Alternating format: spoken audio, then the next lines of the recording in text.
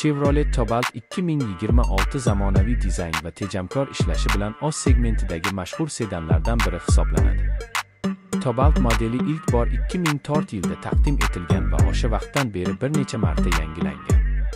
2026 yilgi versiya esa yanada zamonaviy ko'rinish va yaxshilangan texnologiyalar bilan e'tiborni tortadi. Tashqi tomondan avtomobil keng radiator panjarasi, zamonaviy LED farlar va silliq aerodinamik chiziqlar bilan sportcha ko'rinishga ega. Salon ichida esa qulay o'rindiqlar, sensorli multimedia ekran, raqamli panel va smartfon bilan ulanish imkoniyati mavjud.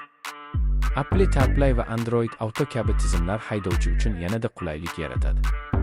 Texnik jihatdan avtomobil odatda 1.5 litrli yoki 2.6 litrli dvigatel variantlari bilan taklif qilinadi. Bu dvigatellar yaxshi quvvat bilan birga yoqilg'i tejamkorligini ham ta'minlaydi. Avtomobil kundalik haydash uchun yumshoq boshqaruv va barqaror yurish xususiyatiga ega. Narx jihatidan 2026 Cobalt taxminan $20,000 dan boshlanishi mumkin va yuqori komplektatsiyalarda $30,000 yetadi. Bozorda u ko'pincha Honda Civic, Toyota Corolla va Hyundai Elantra kabi sedanlar bilan raqobat qiladi. Umuman olganda, 2026 Cobalt kuchli dvigatel, zamonaviy texnologiyalar va nisbatan arzon narxni birlashtirgan muvozanatli sedan bo'lib, kundalik foydalanish uchun juda yaxshi tanlov hisoblanadi.